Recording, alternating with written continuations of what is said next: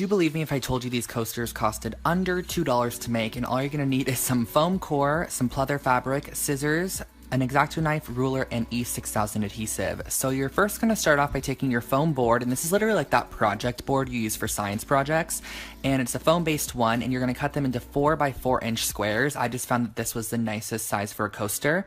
And then I used this pleather fabric I found at Joann's on sale for $1 for a quarter yard of it, and I just cut out with about an inch around each edge. I did it very roughly, and I E6000 adhesived the foam down to the backing and then cut off the corners like I'm doing here. So basically you're gonna want a tiny bit exposed on the corner like I'm showing, because when you fold it over like this, you want that corner to be pointed and you don't want it to be showing the foam core board. All I'm gonna do after that is take the E6000, glue it down, and then press a book on top of it so that it keeps the weight on there, and just let it dry for a few hours.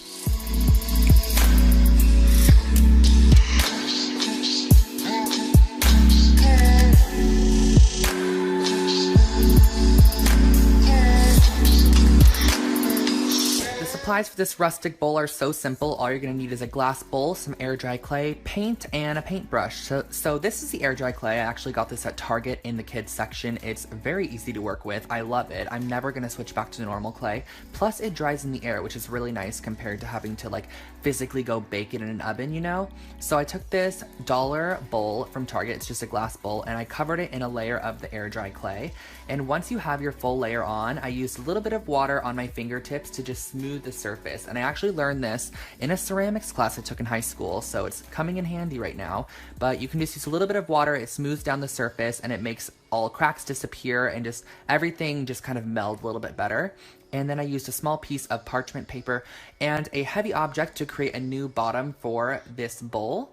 And then after that, I used a paintbrush, and I used the opposite end of the paintbrush to draw in some horizontal lines, just because I wanted a little bit of texture, and then once again went back in with that water to just clean up the lines, and this made it look so much better. Like if I didn't use this, it would have looked a little bit rough and jagged, which it did on the top, which I was able to fix with this nail file. So I used a nail file to roughen or just clean off those edges.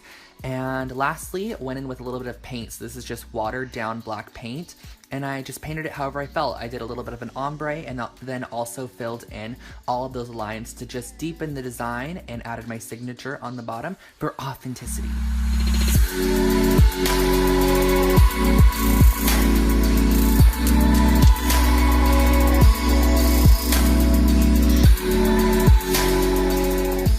Gotta save one of my favorites for last, and all you're gonna need for this is some more foam core, an album, E6000, black cord, an X-Acto knife, and your ruler. So what you're gonna start off by doing is measuring out two 14x14-inch squares on your foam board, and keep in mind this foam board is literally from the Dollar Tree, so super inexpensive.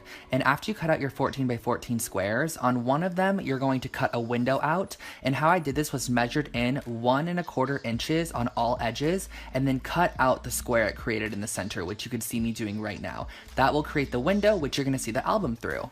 So what I did was I then cut out 2 1/2-inch strips of the foam core in just whatever size, because I'm actually going to fit it to length here. So you're gonna lay your album down, put the 1/2-inch piece down, and then fit it to length. So you're gonna want it to go around 3 edges, because you're going to want the album to be able to slip through the top. So I took my E6000 adhesive and glued it down to the album, as close as I could to the album, because we're gonna have a little bit of cording on the outside in between the sandwich frame and the frame backing, if that makes sense. You'll see what I mean in a second here. So I glued those down like such, and then I added another layer of glue on top of those pieces and sandwiched on the top of the frame. So this is gonna finish off the frame.